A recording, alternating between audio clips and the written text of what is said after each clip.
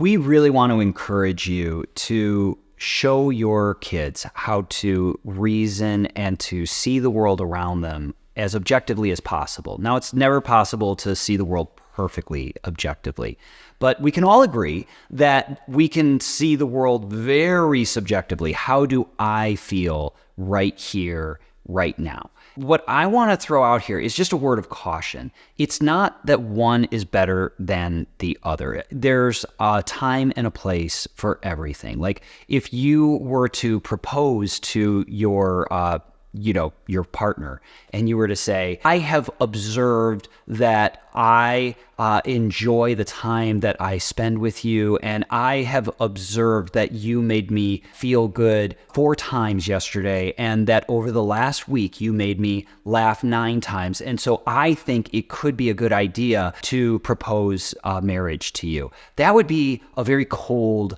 kind of proposal, right? There is a time and there is a place for everything.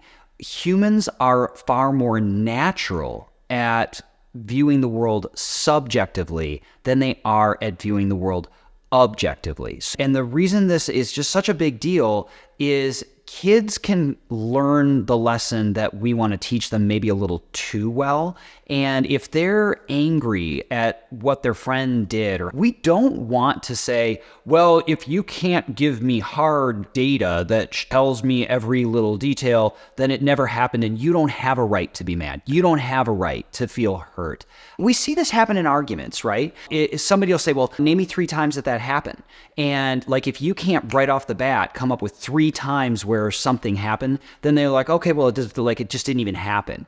That's not the point at all. We do strongly want to encourage you to shepherd your kids towards being more critical thinkers objectively, thinking what's another explanation here that could be equally valid, could fit the fact pattern, as opposed to the one that just immediately occurred to me. We want that, but we don't want it to sort of take superiority over what your kids are feeling. They're kids, right? They have some entitlement to their joy, to their anger, to their pain, etc.